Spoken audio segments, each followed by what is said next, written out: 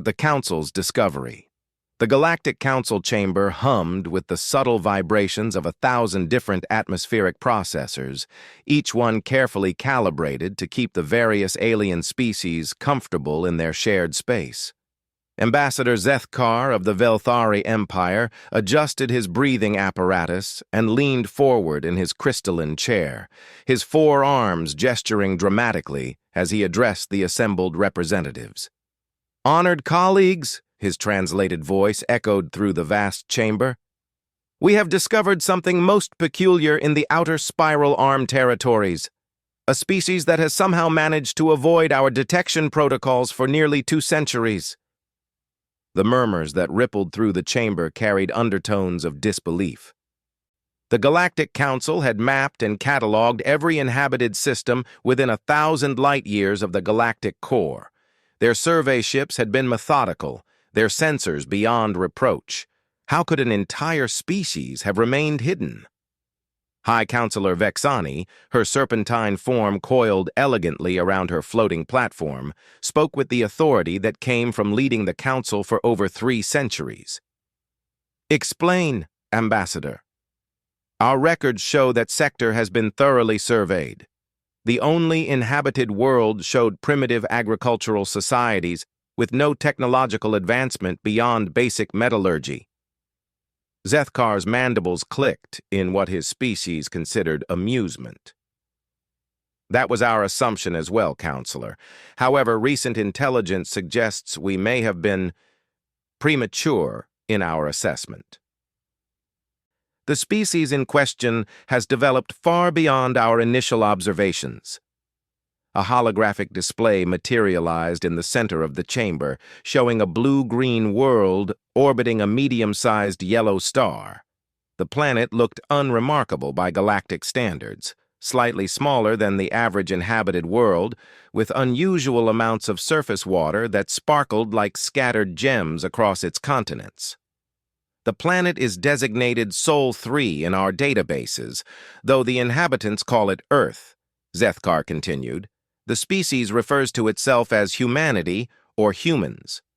Our latest reconnaissance indicates they have achieved nuclear technology, primitive space flight, and have even established small colonies on neighboring worlds within their system." The chamber erupted in a cacophony of alien voices, each species expressing surprise in their own unique way. The insectoid hive queen Zakth's chittering rose above the din, her translated words sharp with incredulity. "Impossible! Our surveys showed no electromagnetic signatures, no industrial pollution markers, no orbital infrastructure. How does a species advance from Bronze Age agriculture to nuclear technology in less than 2 centuries without our detection networks registering the change?" Ambassador Gorth of the Saurian Confederacy, his massive bulk causing his platform to groan under the weight, rumbled his agreement. "The Queen speaks truth. Such rapid advancement is unprecedented. Most species require at least 500 years to progress from basic metallurgy to atomic theory. Many take over 1,000. Zethkar's secondary arms moved to operate controls on his chair's armrest, and the holographic display zoomed in on Earth's surface. The images showed sprawling cities with lights that blazed even in daylight, vast networks of transportation infrastructure, and industrial complexes that stretched beyond the horizon. "Our analysts believe this species possesses an unusually aggressive approach to technological development," Zethkar explained. "They appear to advance through conflict rather than despite it. Their entire recorded history is a succession of wars, each one driving innovation at an exponential rate." Counselor Vexani's head swayed as she processed this information. In her long experience, war typically set civilizations back, not propelled them forward. "Are you suggesting they use warfare as a form of technological evolution?" "Precisely," Zethkar confirmed. "They have developed through constant competition and conflict. Where other species might spend centuries perfecting a single technology, humans appear to rapidly iterate through multiple solutions simultaneously, driven by the need to gain advantages over their rivals." The holographic display shifted to show various human military installations, their weapon systems, and what appeared to be defensive fortifications around major population centers. The assembled aliens studied the images with growing unease. Commander Theiss of the Zenthari military caste, her blue-scaled features set in a permanent scowl, leaned forward aggressively. Their military technology appears primitive by our standards. Chemical propulsion, kinetic weapons, basic energy shields. Why should the Council concern itself with such a backward species? Because, Zethkar replied, his tone growing serious, they have begun to venture beyond their home system. Our long-range sensors have detected multiple human vessels attempting to reach nearby star systems. More concerning, they appear to have discovered quantum tunneling principles and are experimenting with faster-than-light communication. The implications hit the chamber like a physical blow. If humans achieved practical FTL travel, they would inevitably encounter other Council species. First contact protocols existed for such situations, but they assumed gradual, controlled introduction to galactic civilization. A species that developed through constant warfare presented complications. High Admiral Krextos of the Hegemony Battle Fleet spoke for the first time, his mechanical voice carrying the weight of someone accustomed to making life-and-death decisions. What is their population distribution? How many worlds do they control? Currently confined to their home system, Zethkar responded. Population approximately 8 billion on the primary world, with small research stations and mining operations on 3 other bodies within the system. However, their population growth rate and resource consumption patterns suggest they will need to expand beyond their system within the next 50 to 100 years.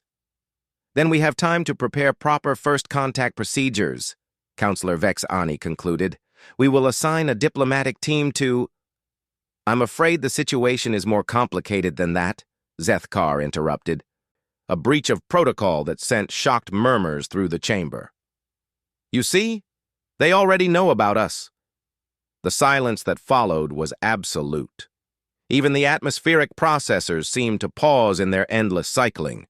Every eye, sensor, and detecting organ in the chamber focused on the Velthari ambassador. Explain, Vexani commanded, her voice carrying a dangerous edge that few beings in the galaxy had heard and lived to remember. 3 months ago, one of their deep space monitoring stations detected unusual energy signatures consistent with our patrol routes through that sector, Zethkar continued. Rather than dismissing these as natural phenomena, as most primitive species would, they analyzed the patterns and concluded they represented artificial constructs under intelligent control. The display changed again, showing intercepts of human radio transmissions. Even through the translation matrix, the excitement in the human voices was palpable as they discussed their discovery. They have designated these signatures as evidence of extraterrestrial intelligence and have begun actively searching for more signs of our presence. Worse, they have started modifying their defensive systems based on hypothetical scenarios involving contact with hostile alien forces. Commander Theiss stood abruptly, her chair scraping against the chamber floor. You mean they assume we are enemies? Their military strategists appear to consider all unknown entities as potential threats, Zethkar confirmed. It is apparently a survival trait that has served them well throughout their evolutionary history. They are currently developing weapons and defensive systems specifically designed to counter what they perceive as technologically superior alien invaders. High Admiral Krextos's mechanical voice carried a note of grudging respect. Tactically sound. Assume the worst-case scenario and prepare accordingly. But surely their preparations are inadequate against true galactic-level technology. That remains to be seen, Zethkar said carefully. Human military doctrine appears to emphasize asymmetric warfare, psychological operations, and what they term guerrilla tactics. They specialize in defeating superior forces through unconventional means. The chamber erupted again, this time with alarm rather than surprise. Species that had controlled vast territories for millennia through technological superiority suddenly felt a chill of uncertainty. Counselor Vexani raised one scaled arm for silence. Are you suggesting this primitive species poses a threat to council authority? I'm suggesting, Zethkar replied slowly, that underestimating them would be a grave mistake. Their entire civilization has been forged through countless conflicts against seemingly impossible odds. They have a saying, "It's not the size of the dog in the fight, it's the size of the fight in the dog."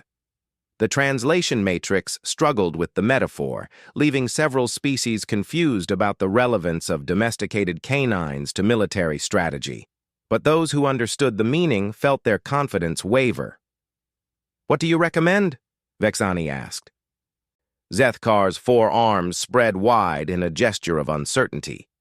"Honestly, I recommend we leave them alone. Continue monitoring from a distance, but avoid direct contact until we better understand their capabilities and intentions." "Unacceptable," High Admiral Krextos declared. "The Council cannot allow an uncontrolled species to develop FTL capability and potentially disrupt galactic stability. We must take action now, while they are still confined to their home system." "What kind of action?" Commander Thys demanded, her hand instinctively moving to the ceremonial weapon at her side. "Standard pacification protocols," Krextos replied coldly. "Destroy their military infrastructure, occupy their major population centers, and integrate them into Council authority structure. It's been done countless times before." The chamber fell silent as the implications sank in. The Galactic Council was seriously considering a preemptive military strike against a species that had never threatened them, based solely on the fear of what they might become. Ambassador Zethkar looked around the chamber, seeing the hardening expressions on faces that belonged to beings who had never known defeat. They were about to make the greatest mistake in galactic history, and he could see no way to stop them.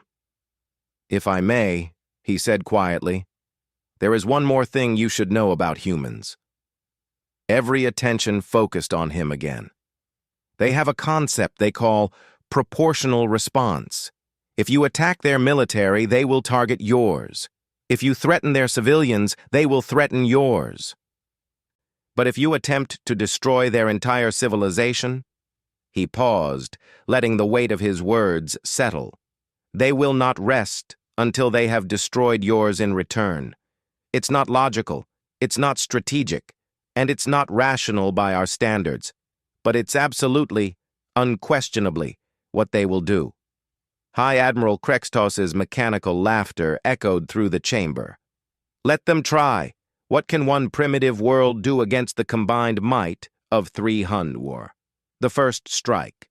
6 months after the Council's fateful decision, the hegemony battle fleet approached the Sol system with the confidence born of 1,000 successful campaigns. High Admiral Krextos stood on the bridge of the flagship Eternal Dominion, his mechanical form perfectly still as he observed the tactical displays showing Earth growing larger in the viewports. The fleet was impressive by any measure. 300 vessels of various classes, from nimble destroyers to massive dreadnoughts capable of cracking continents. Support ships carried enough firepower to reduce entire worlds to molten slag, while troop transports held 250,000 of the galaxy's finest soldiers from a dozen different species. "Initial scans confirm intelligence reports," reported Commander Zareth from the sensor station. "Single inhabited world, primitive orbital infrastructure, no significant defensive installations detected beyond the planetary surface." Krextos nodded approvingly. The humans had constructed several space stations around their world, but they were clearly civilian in nature, designed for research and communication rather than defense. Their few military satellites appeared to be early warning systems at best. "Begin standard pacification protocol," he ordered. "Destroy military targets first, then demand surrender. If they comply, we proceed to occupation. If not..." He let the sentence hang, but every being on the bridge understood the implication. The fleet moved into optimal firing position, weapon systems charging with the distinctive whine of exotic energy interactions.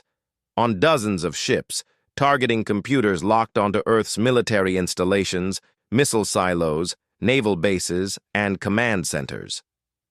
"Sir," Communications Officer Vex Tar called out, "we are receiving a transmission from the planet. Audio only, maximum security filters," Krextos commanded. He had no interest in human visual propaganda, but protocol demanded he offer them a chance to surrender. The bridge speakers crackled to life, carrying a human voice that sounded surprisingly calm given the circumstances. "Unknown vessels, this is Admiral Sarah Chen of the United Earth Defense Force. You are approaching our home system in what appears to be a hostile formation. State your intentions immediately." Several bridge officers exchanged glances. Most species, when faced with overwhelming force, began with pleas for mercy or attempts at negotiation. This human was making demands. "Transmit our standard ultimatum," Krextos ordered. "Full spectrum broadcast all frequencies." The message that beamed toward Earth was the same one that had preceded the conquest of hundreds of worlds. Surrender immediately, submit to council authority, and your species would be permitted to continue existing under proper supervision. Resistance would result in total annihilation. The response came back within minutes, faster than the light-speed delay should have allowed. Somehow the humans had already prepared their answer. "Council forces," the human admiral's voice was ice-cold now. "You have threatened our world and our people. We reject your ultimatum. If you want Earth, come and take it." Krextos felt a moment of surprise, quickly replaced by irritation. "Begin bombardment. Target all military installations simultaneously." The fleet opened fire in a coordinated barrage that had never failed to break enemy resistance. Energy beams capable of vaporizing mountain ranges lanced down toward Earth's surface, while kinetic projectiles moving at significant fractions of light speed streaked toward their targets. For approximately 30 seconds, it appeared the battle would follow the expected pattern. Earth's primitive missile defense systems attempted to intercept the incoming fire, achieving minimal success against such advanced weaponry. Then something impossible happened. "Admiral?" Sensor Officer Zareth's voice carried a note of confusion. "I'm detecting massive energy buildups at multiple points across the planet's surface. The signatures don't match any known human technology." Before Krextos could respond, Earth struck back. The first indication something was wrong came when the destroyer, Swift Retribution, simply vanished from the tactical display. One moment it was there, the next it was a rapidly expanding cloud of superheated plasma. "Report!" Krextos barked. "Unknown weapon impact on Swift Retribution," the tactical officer announced, his voice strained. "Complete destruction. I'm reading similar energy discharges from 17 different locations on the planet." More ships began disappearing from the display. The weapons hitting them defied easy categorization. Some appeared to be highly advanced particle beams, others looked like controlled fusion explosions, and still others seemed to tear holes in space-time itself. "How are they generating this kind of power?" Commander Zareth demanded, frantically working his controls. "Their civilization was supposed to be barely into their atomic age." The answer came from an unexpected source. Admiral Chen's voice cut through the chaos on the bridge, somehow having penetrated their secure communication channels. "Did you really think we spent the last 6 months doing nothing while you prepared your fleet?" There was dark amusement in her tone. "We knew you were coming. We've been ready." "Impossible," Krextos snarled. "Your intelligence was fed exactly what we wanted you to see," the human interrupted. "Every scan, every observation, every data point was carefully crafted to make you think we were helpless. Classic misdirection. Art of War 101. More ships died as the human weapons continued their devastating barrage. These weren't the primitive chemical rockets and nuclear warheads the fleet had expected to face. This was technology that in some cases exceeded even Council standards. "Fall back to long-range bombardment position," Krextos ordered. "Prepare to crack the planet. If we can't take it intact, we'll reduce it to rubble." "Sir," the communications officer called out urgently, "I'm detecting FTL signatures throughout the system. Multiple contacts. Closing fast." The tactical display updated to show new contacts appearing throughout the Sol system. Dozens of human vessels, clearly military in design, materializing from what appeared to be some form of advanced stealth technology. "They have FTL capability," Krextos breathed, his worst fears confirmed. But worse was yet to come. As the human fleet moved to engage, their true numbers became apparent. This wasn't a small defensive force. This was a battle fleet that rivaled the Council's own in size and sophistication. "Admiral," a new human voice joined the communication, identified as Captain Marcus Torres of the UEDF Indomitable. "You seem surprised. Did you think we'd face an alien invasion with our pants down? We've had contingency plans for this scenario since before your species learned to build fire." The human fleet opened fire, and Krextos watched in growing horror as his supposedly overwhelming force was systematically dismantled. The human vessels moved with precision and coordination that spoke of extensive training and preparation. Their weapons were varied and adaptable, switching between different types of attacks as they identified weaknesses in Council shielding and armor. "Sir, we're losing ships faster than we can coordinate return fire," the tactical officer reported. "Their targeting systems are incredibly sophisticated. They're hitting critical systems with surgical precision." "How?" Krextos demanded. "How did they advance so quickly?" Admiral Chen's voice answered him, now broadcasting on open channels for all to hear. "You want to know our secret? It's simple. While you got fat and lazy ruling your little galactic empire, we stayed hungry. Every day for the last 6 months, we've worked under the assumption that we were about to face an enemy with superior technology and overwhelming numbers. So we adapted." The human explanation continued as more Council ships fell to their weapons. "We took every piece of technology we could reverse engineer from your sensor sweeps. We analyzed every electromagnetic signature, every subspace fluctuation, every quantum resonance pattern, then we built counters for all of it." "But the timeline," Commander Zareth protested weakly. "Species can't advance that quickly?" "You want to know what humans can do when our backs are against the wall?" Captain Torres cut in. "We can work miracles. We had our entire industrial base, our greatest scientific minds, and the absolute certainty that failure meant extinction. That's one hell of a motivator." Krextos realized with growing dread that the battle was lost. Over half his fleet was gone, and the remainder was being systematically hunted down by human forces that seemed to anticipate his every move. "How are you predicting our tactics?" he asked, unable to keep the defeat from his voice. "Same way we've won every war in our history," Admiral Chen replied. "We studied you. Every patrol pattern, every standard formation, every tactical doctrine you've used in the last 500 years. Your military hasn't had to adapt to face a real threat in centuries. You've forgotten how to fight against an enemy that fights back." The Eternal Dominion shuddered under the impact of human weapons, its shields failing under sustained assault from multiple angles. Krextos looked around his bridge at the faces of officers who had never known defeat, watching their certainty crumble in real time. "All ships, begin withdrawal procedures," he ordered, the words tasting like poison in his mouth. "Belay that order," Admiral Chen's voice commanded, somehow having assumed control of the Council fleet's communication system. "You came here to conquer us. You threatened our families, our children, our entire civilization. Did you really think we'd just let you leave?"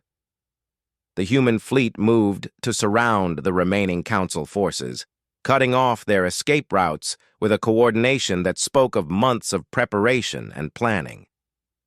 "You have 2 choices," Captain Torres announced. "Surrender immediately and be taken prisoner, or be destroyed where you stand."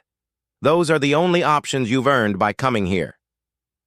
Krextos stared at the tactical display showing his once mighty fleet reduced to scattered, damaged vessels surrounded by human warships. In less than 2 hours, the greatest military force in galactic history had been defeated by a species the Council had dismissed as primitive. "I don't understand," he said quietly. "How did you know exactly what we would do?" Admiral Chen's laughter echoed across the channel. "Admiral, we've been fighting wars since before we discovered agriculture. Every conflict in our history has been against an enemy who thought they were superior to us. Romans thought they were better than barbarians. Colonials thought they were better than natives. Fascists thought they were the master race. Every single time they lost because they made the same mistake you just did." "What mistake?" Krextos asked, though he was beginning to understand. "You underestimated us," came the simple reply. "And that's always fatal when you're fighting humans." As the Eternal Dominion systems failed one by one under the galaxy changes, news of the hegemony battle fleet's complete destruction reached the Galactic Council chamber with the force of a stellar explosion. For the first time in over 2 millennia, a Council military force had not only been defeated, but utterly annihilated by what was supposed to be a primitive, isolated species. High Counselor Vexani coiled around her platform with barely controlled fury, her serpentine form radiating the kind of dangerous energy that had made her species apex predators on their homeworld. "Explain to me," she hissed, her translated voice carrying lethal undertones, "how 300 warships and 250,000 soldiers simply vanished." The emergency session had been called within hours of losing contact with the Sol expedition. Representatives from across the galaxy had abandoned their duties to attend, knowing that if the reports were true, everything about galactic civilization was about to change. Ambassador Zethkar, who had warned against this course of action from the beginning, felt no satisfaction in being proved right. "The final transmission from High Admiral Krextos was brief but clear," he reported, his 4 arms manipulating controls to display the last message from the flagship. Quote, "Do not attempt to reinforce. The humans are not what we thought. They are not what anyone could have thought. End transmission." The chamber erupted in voices from hundreds of species, each trying to process the implications. The Saurian Confederacy's Ambassador Gorth rose to his full, imposing height, his massive bulk trembling with indignation. "This is impossible. The humans had no advanced technology 6 months ago. No species can advance from primitive chemical rockets to fleet-destroying weapons in such a short time." "Unless," came a new voice from the chamber's entrance, "they already had that technology and were simply hiding it." Every head, sensor array, and optical organ turned toward the source of the voice. Standing in the chamber's doorway, flanked by 2 figures in advanced environmental suits, was a being that most had only seen in intelligence reports. A human. Admiral Sarah Chen walked into the center of the chamber with the confident stride of someone who had just won the greatest military victory in recent galactic history. Her 2 companions took positions near the chamber's exits, their hands resting on weapons that appeared far more sophisticated than anything in the Council's intelligence files. "How did you get here?" Counselor Vexani demanded, her voice sharp with alarm. "This station is protected by the most advanced security systems in the galaxy." "The same way we've gotten everywhere else we've wanted to go for the past 6 months," Admiral Chen replied calmly, removing her helmet to reveal a surprisingly young face with eyes that held depths of experience far beyond her apparent years. "We asked nicely, and when that didn't work, we let ourselves in." The implications hit the chamber like a physical blow. If humans could penetrate Council security this easily, nowhere in the galaxy was truly safe from them. "Seize them!" Commander Theiss barked, rising from her seat and reaching for her ceremonial weapon. She never completed the motion. One of Chen's companions moved with liquid grace, producing a weapon that fired a bolt of coherent energy. Theis's weapon simply ceased to exist, vaporized so completely that not even vapor remained. "I wouldn't," the human said mildly. "We didn't come here to fight. We came here to talk." Admiral Chen stepped forward, her hands visible and empty, but somehow managing to project an aura of absolute confidence, despite being vastly outnumbered. "Members of the Galactic Council, I am Admiral Sarah Chen, Supreme Commander of the United Earth Defense Force. I'm here to discuss terms." "Terms?" High Counselor Vexani's voice carried disbelief. "You destroyed our fleet. You committed an act of war against the lawful authority of this galaxy." Chen's expression hardened. "You sent 300 warships to attack our homeworld. You threatened to exterminate our entire species if we didn't surrender. Don't you dare try to claim the moral high ground now." "You were supposed to be primitive," Ambassador Gorth roared. "Our intelligence indicated you barely had nuclear technology." "Your intelligence," Chen replied with a cold smile, "was carefully curated. Every sensor reading, every electromagnetic signature, every piece of data you collected about us was exactly what we wanted you to see. We've known about your surveillance for decades." She gestured, and a holographic display appeared in the center of the chamber without any visible technology creating it. The image showed Earth as the Council believed it to be, a blue-green world with scattered cities and primitive infrastructure. "This is what you thought you were attacking," Chen continued. The image shifted, revealing Earth as it truly was, a world covered in massive cities connected by transportation networks that defied easy comprehension, orbital installations that dwarfed anything the Council had ever constructed, and industrial complexes that spoke of a civilization far more advanced than anyone had imagined. "But this is what you actually faced," she finished. "How?" Ambassador Zethkar asked, his scientific mind struggling to process what he was seeing. "How did you hide all of this?" "Selective holographic projection, advanced stealth materials, and a lot of very careful planning," Chen explained. "We've been preparing for contact with hostile aliens since the 1950s. Every science fiction story, every military simulation, every theoretical framework about alien invasion prepared us for exactly this scenario." "That's impossible," High Admiral Rextar of the Zentarian Empire protested. "No species develops defensive plans for threats they haven't encountered." "Every species except humans," Chen corrected. "We're paranoid by nature. We plan for every possible threat, no matter how unlikely. Alien invasion, asteroid impacts, supervolcanic eruptions, solar flares, rogue artificial intelligences, time travelers, interdimensional invaders, you name it. We had contingency plans for all of it." The chamber fell silent as the aliens tried to process a mindset so foreign to their own experience.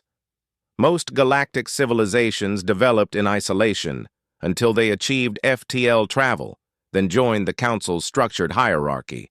The concept of preparing for unknown threats was almost incomprehensible to species that had lived in ordered societies for millennia. "What do you want?" Counselor Vexani asked finally. "Simple," Chen replied. "We want to be left alone. No more surveillance, no more evaluation missions, no more discussions about integrating us into your galactic order.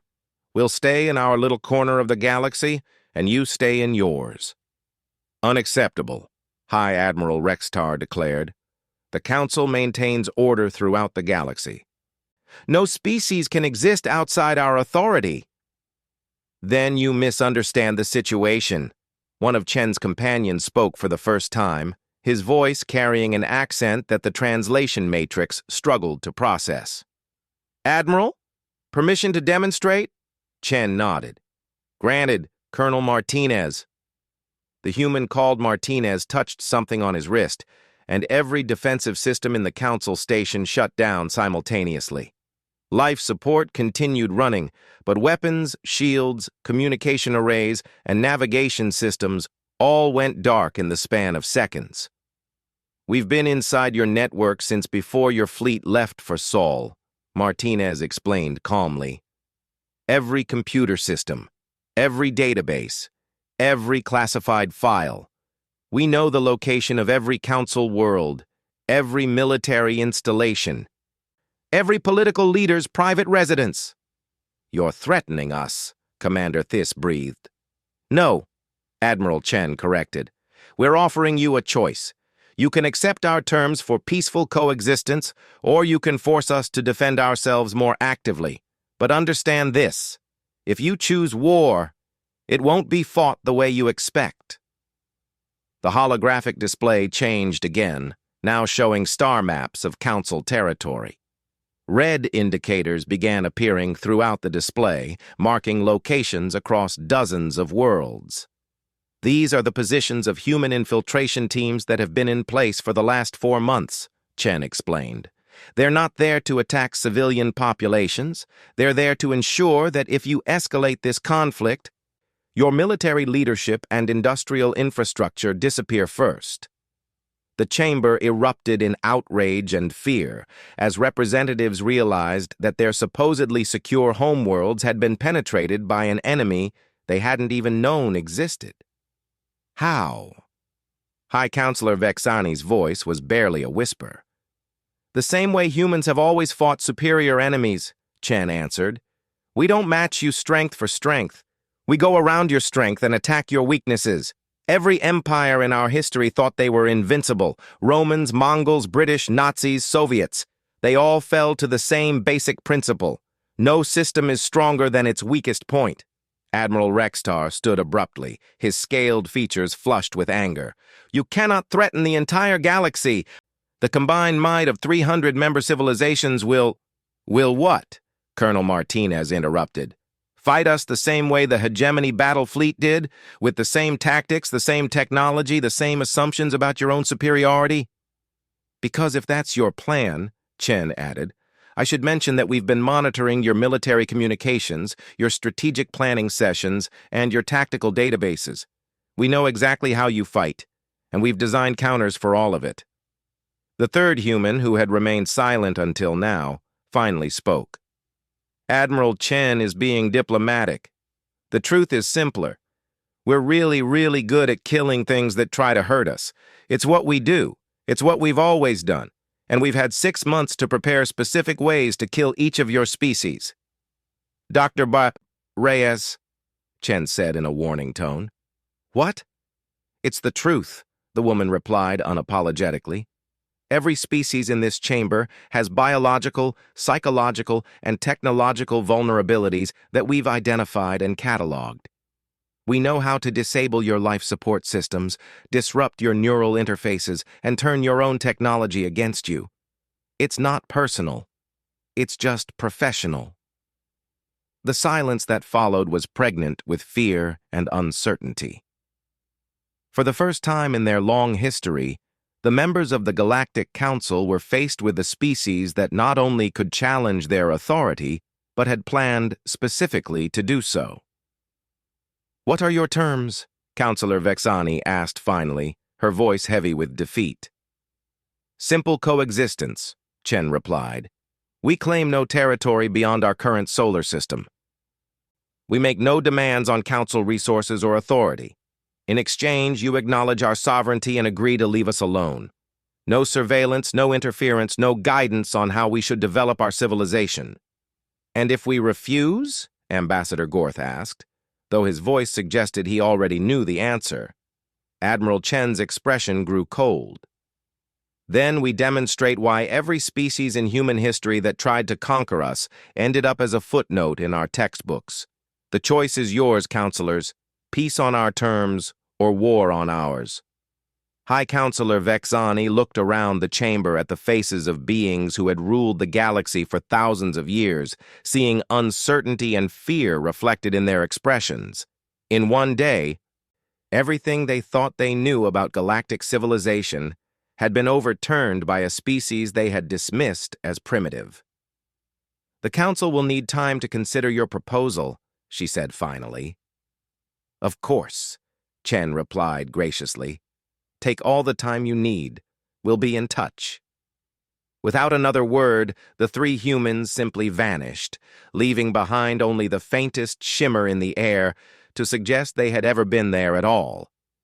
As the chamber slowly returned to life around them, the members of the Galactic Council were left to contemplate a new reality.